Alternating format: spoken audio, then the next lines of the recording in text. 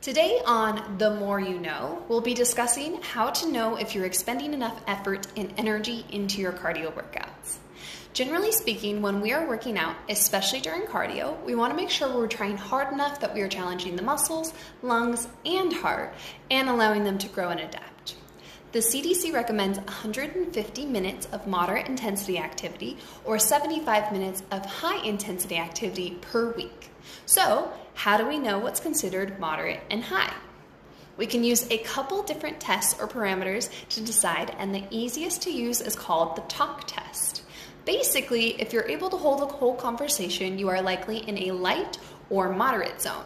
If you're unable to sing, then you're probably closer to the moderate zone. Most weightlifting would fall under this category. If you are unable to hold a conversation, then you are more than likely in the intense zone. Now, it is helpful to switch up the type and style of your cardio to make sure that we're working on both endurance and intensity, but that's another subject for another day.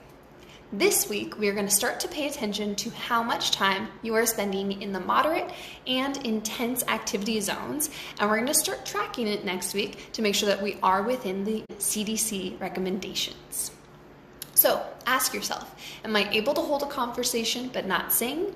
Then I'm in the moderate zone and need about 150 minutes a week.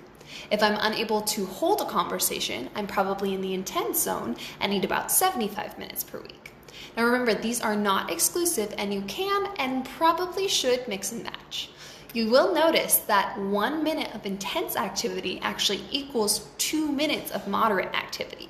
So if you can create intensity, you can actually get more bang for your buck.